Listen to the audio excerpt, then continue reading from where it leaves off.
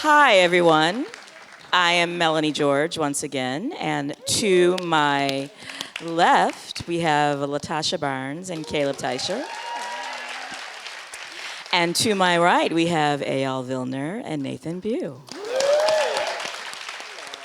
So let's talk about what it means to have a brain trust as a function of a program. I think for a lot of folks who are used to watching concert dance, the idea of sort of democracy is fairly foreign. Where you like the American model, the American concert dance model is like the lone genius American individualism model, and that's actually not jazz and not black. And so if we're dealing with Lindy Hop, democracy and shared creativity is very much a part of it. But let's talk about your choice to go with that model. I would argue that even the lone genius model relies on so many collaborators, Agreed. lead collaborators. Agreed. Any company that is a name company, a company that has the lead artist's name on it, there is usually an associate artistic director and an associate artistic director, and 4 people in the company who choreographed major parts of the dance, and the dance captain that does too much, and the rehearsal director. So in many ways, I feel like a lot of companies already function in a brain trust capacity. It's just that they don't call it that, and they don't list everyone in the same place in the program. So that's one thing. The second thing is, yeah, it's such a jazz and such a black thing to be have collective decision making based on our lovely lunch conversation the other day. There's a discussion about collectivism. Individual voices sacrificing something to be part of a whole, and also gaining something from being part of that whole, which is just an ideological idea. So it doesn't need to be just for something like Swing Out, which is jazzy and black. Yeah. It can be for any model. I think ballet companies could have brain trust. I think modern dance companies could have brain trust. Yeah. In terms of why I chose to do it this way, Lindy Hop has such a rich history and such a rich presence, and I was very fearful of I think any one person on the Brain Trust could have made this show singularly, but it would miss the sort of shared perspective and the shared experiences of all of us together. And we are all coming, just the 3 of us that are on stage, coming from very different backgrounds in the dance. So all of us sitting around the room makes it a richer expression of Lindy Hop as an idea. Yeah. I'll leave it there if anyone else wants to. Well, I'd love to hear from Eyal because for musicians, you're used to working in this collaborative spirit, particularly in jazz. But I'm curious, what was your experience working with dancers outside of like playing behind a party, playing behind a jam? I just want to do the intro to this subject so that Eyal doesn't have to do it for the 40 millionth time. But Eyal is one of the most dance-interested jazz musicians that I've ever met. Because jazz, as jazz turned towards bop and later stylistic periods, and it also turned towards a headier, more virtuosic style that catered to listeners slightly more than dancers. But the point is that nowadays the result of that cultural transition is that a lot of jazz musicians aren't that interested. Eyal not only is interested, but we met because he shows up at a dance class to learn the Lindy Hop. And the before times that leads to this duet is that Eyal fueled and was interested in and sometimes organized an ongoing, regularly occurring jam. They would pay for the studio space themselves. It was also because they wanted to do it, and they'd get in a room sometimes every week and with just dancers and musicians playing and dancing. And Eyal would come up with rhythm games and things like that. So now that I've given the kingly introduction. Speak on it, Eyal. Next question. Well, no, but I think, how do you come to be interested in movement? And because there is a whole school of musicians who believe that jazz is meant to be listened to and not to be danced to. And certainly there's a precedent for that not being true. Dizzy Gillespie would stand on the bandstand and dance and say this bebop is meant to be danced to. But we know that swing music, the music of Jimmy Lunceford and Count Basie and Duke Ellington, that was meant to be danced to. So you're choosing to play this music that's dance music, and you're interested in the dancing. Talk about it. I mean, for me, Lindy Hop and authentic jazz dancing is part of the roots of this culture and this music that I fell in love with at some point in my teens back in the Middle East. You know, when I was exposed to it, and you know, my dream was to come to New York and, you know, to be part of the scene and to learn by, you know, from the elders, and to exchange with these amazing musicians that you've seen on stage joining me, you know. For me, it's like I talk a lot about living in translation, which I constantly do, and you're experiencing it right now.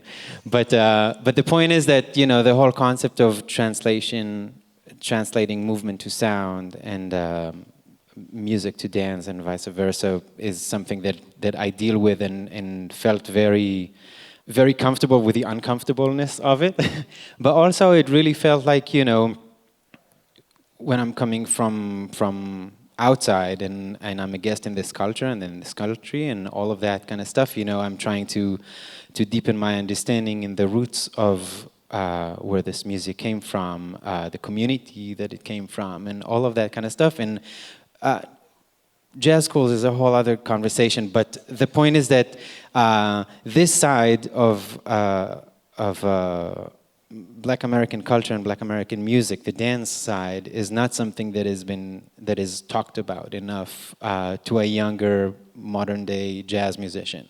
I got a chance to interact with some elders in the jazz scene who I see as my mentors, and when I got the chance to play with them and to hang out with them, the beat, the dance was in their playing, whether they were physically playing for dancers or not.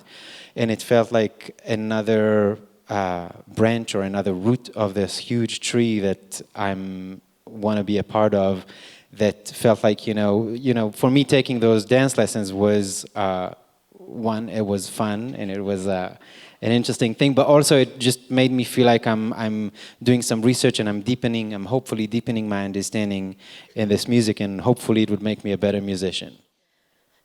So when you got the call, Caleb said, "I'm doing this show. You're in it." What was the experience for you? Like, what was the experience actually in these early stages of, like, we're gonna make a thing? Like, to get from what do you want to do to this is a lot of labor, right? And a lot of time, pandemic aside. Yes. And so when you received that call, I'm wondering what your thoughts were in terms of, like, oh, it has to include this, and we've got to do this, and maybe we should never do this. There was a great deal of that collectively. When I did get the call, we'd gone to see a show. You had asked me what I thought, what I felt, what I saw, what I thought I saw, what I wished I'd seen. And then Caleb very beautifully was like, yeah, that's what I figured. I really would like for you to be a part of this process of this thing that I want to do. This organization asked me, the Joyce Theater, asked me to dream big about what I want to do. And I think it'd be really important to have your voice included. I was like, wait, what? What? What do you mean? I was like, I don't know how to do that. Like, I dance. I can hold the stage for a minute, but I don't. And then they proceeded to ask me several questions that, you know, maybe Caleb felt were qualifying as far as someone who would craft and contribute to something of this magnitude. And the way that I launched into my very passionate and opinionated answers about the questions that they asked me, they were like, yeah, you need to be a part of this and do this. You do this. You just may not think of it in the way that it's been presented to you. And that was something that was the beginning of, like, a removal of a veil for me, because I had kind of counted myself out of presenting in this space because I was first and foremost a street and club dancer. So it's like, yeah, what I do and who I am really isn't welcomed here. We're tolerated here every once in a while, but the root of who we are, this Black jazz experience, I hadn't seen celebrated there. So of course, its progenies wouldn't have any place up here. But yeah, it was beautiful, and it was really beautiful for Caleb to reflect that back to me, so that I could then contribute the things that I did value in the scene that made me want to stick around, that made me want to be a part of it. Things that maybe we weren't fully in agreement about having in the work. You know, we kind of vied for each other and really put forth to each other why these particular things were important. And it was a beautiful process. It really was. It wasn't as contentious as some people might think. Working with many different perspectives and mindsets was. It was really, really amazing. Yeah. Continues to be. I sort of misspoke in my curtain speech when I said, like, oh, you're going to see this choreographed section, and then you're going to come out and do the jam. The reality is that the section that is staged, is probably the better way to say it, includes equal parts choreography and improvisation. And I'm wondering, Nathan, if you could speak a little bit to how all of that works for people who kind of don't get, like, when it's improv, when it's choreographed. Well, sometimes the dancers know what they're about to do. And they execute that with certain liberties and personal flavor. And other times the dancers themselves don't know exactly what they're going to do, and then they create it and execute it simultaneously, which is called improvisation. And if they do a good job, sometimes the boundary between those two activities is difficult to discern. And that's typical of all jazz arts and all improvisational arts and all arts of cultures that incorporate improvisation or that use dance and music linguistically or communicatively and in the sense of sharing feelings and ideas and calling back and forth to the people listening. Anytime that the conceit is that the dancers are improvising, then they probably are. And some of the time when that conceit is not obvious, nevertheless, the dancers are also improvising. Well, that's how we get to about half and half.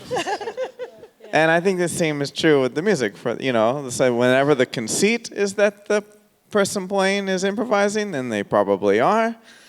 And then if it's not clear the conceit, they still might be improvising, right? Like Luther's going to be improvising on the keyboard as he contributes to the rhythm section in Shiny Stockings, although it's not obvious that that's going on. If you have a chance to come back and see it again, I strongly encourage you to do it, because what I'm learning, I knew this, but I sort of forgot. What I'm learning upon repeated watching of it is that you get disabused about what you think is improv and what you think is choreographed. That vacillates quite a bit from watching it night to night. And there's, like, I'm starting to pick up on little things, like Remy likes to end something with a jump. I know that now, you know.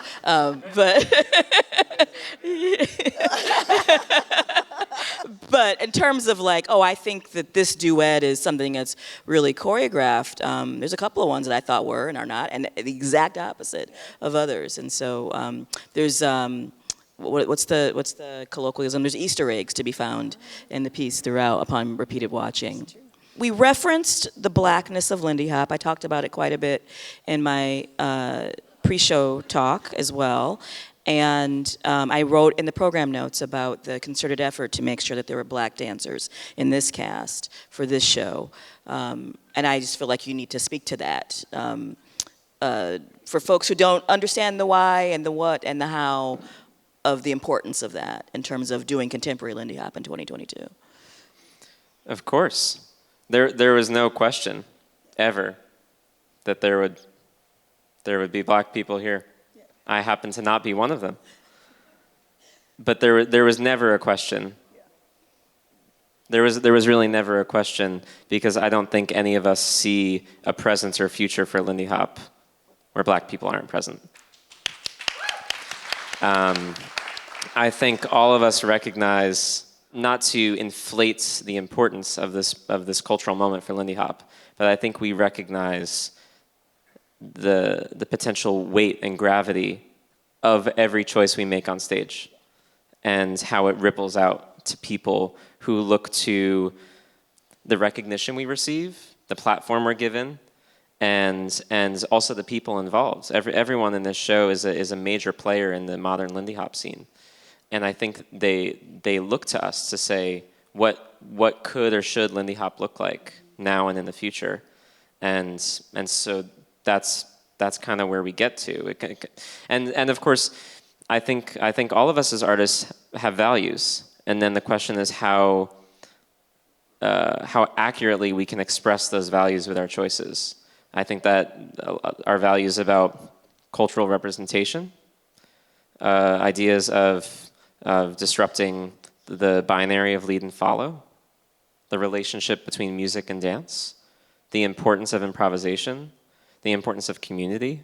I think a lot of these things are baked into the show, and I could try to point to moments where we try to illustrate that, or maybe a moment that really does illustrate it, like as a crystalline moment. But it's also just baked into sort of every decision we made. And the beauty of having such a large creative team is if you're creating something by yourself, you're in conversation with yourself. If you're in conversation with other people, you hear how you feel reflected back to you, and you hear something else that's not you. And it creates a sort of, it creates a dialogue about how to best express your values. Yeah. And that's been really meaningful for me. I've basically, everything I've made in collaboration. But this is arguably the largest thing I've made, and it's also the largest number of collaborators I've ever had. But kind of said there was just no question. There was no question. Well, I mean, yes, and no question for you. And I feel like the thing that we're not saying is that the global Lindy Hop scene is overwhelmingly white, but the dance form itself comes from a black aesthetic, and so the importance of dismantling that is significant. And yeah, and also the way that swing dancing is often, or had been often portrayed, is also overwhelmingly white. And with this sort of nostalgia bent sometimes, or maybe referring to the 50s but labeling it one way, and referring to the 20s and labeling it incorrectly, or like whatever, but then presenting it sometimes almost as a parody of itself, but again, overwhelmingly white. So yeah, that is a very important point to make, and it presents some challenges, and yet I think we managed to. We certainly are not. We're not making any sacrifices to achieve visual diversity. I mean, the visual diversity is important because someone comes to the show, and we want every type of person that comes to the show to look on the stage and be like, not only to say like, hey, there's a dancer on that stage that looks like me, but also to say like, that could be my roots. Let me look into this. But so far, we're not making any sacrifices to achieve this, and everyone on the stage is an excellent Lindy Hop dancer and or has at some point in their career contributed greatly to the public representation of Lindy Hop or the community of Lindy Hop. So far we've really succeeded, I hope, in the public-facing sense, but succeeded internally, I feel, in the goals that we had. What is the future of Swing Out beyond its current touring existence? I think, in terms of what we hope it does at large, is the Lindy Hop community overall took a major hit in the pandemic. As you can imagine, what we just did on stage this evening was impossible for all of 2020, good portions of 2021. And the Lindy Hop community, which has very little infrastructure, very little institutional support, really suffered. We saw events and festivals and opportunities to dance or be employed to dance or to teach or to perform just vanish. And my hope is that the added eyes and interest in Swing Out brings added eyes and interests in supporting this culture and this community and this tradition beyond this really good show.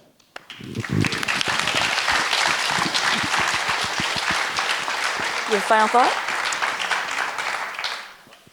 No, honestly, Caleb said everything. That really is our hope. We want to find ways to allow people an inlet into this community. I know some people feel a little intimidated after seeing us fly through the air and then throwing down these rhythms and things like that, but we weren't these people the years ago when we started this thing. There was a tipping point. There was a falling in love moment that we had to go through that really pulled us into this community, into this music, into this culture.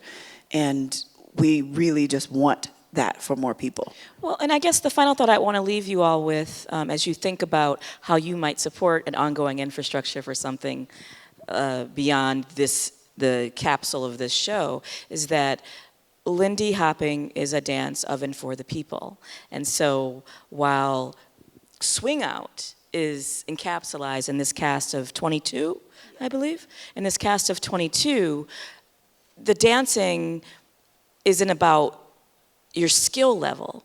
It's about the connection, and it's about community, and it's about communication. And so any chance that we have as dance lovers to foster that, not only on the stage, but out in the world of our lives, is better for not only Lindy Hop, but for all of us as well. So on that note, thank you for joining us.